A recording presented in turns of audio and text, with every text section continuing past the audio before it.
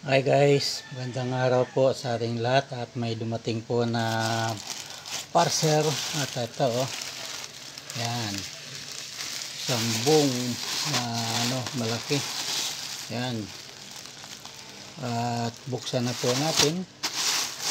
Ayan yan, ayun yun at ito may gunting na akong naka-prepare. Buksan na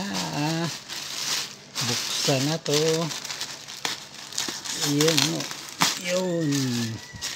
at yan, shout out po sa lahat yan aking mga supporter at mga taga OFW. Yun yan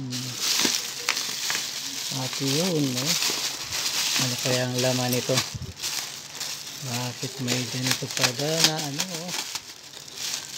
ayun, napaka ingat ng pagkabalot. Yan, ayun ayan, ang laki yun, doon na siya at ito na, ayan na, makikita na natin silip. Yun ang nipis ayan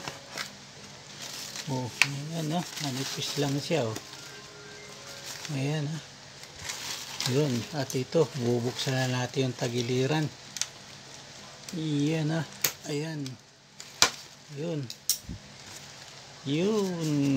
isa pang bukas dito sa tagiliran uli.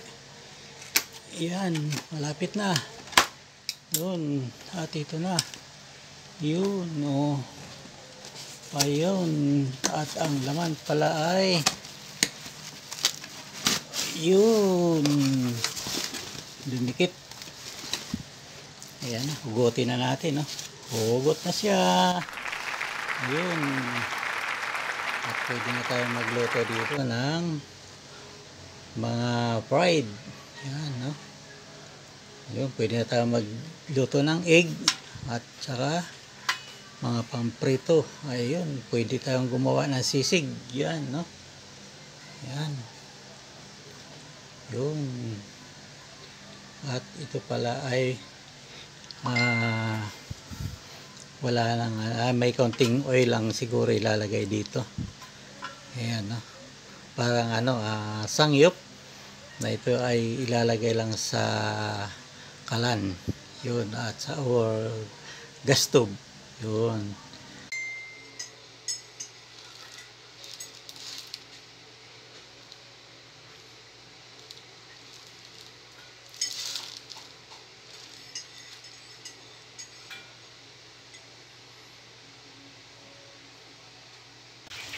At ayun, nakapagtorta din ng talong dito sa kawaling ang tawag dito kaya nito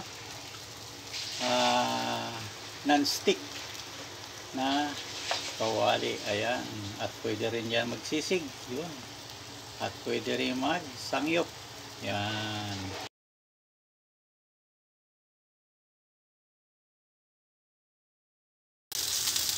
at ito guys, at pwede rin sa fish na ipiprito natin. Ayan, masarap din po.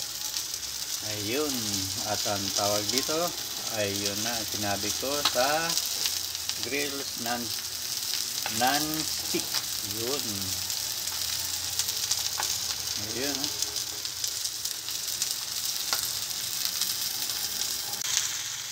at ayan na, malapit ang maluto yun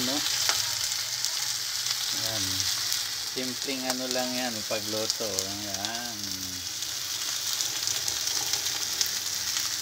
parang saan tayo nagsasangyup yun so dito pang sangyup bibili lang tayo ng mga slice yan. Thank you for watching.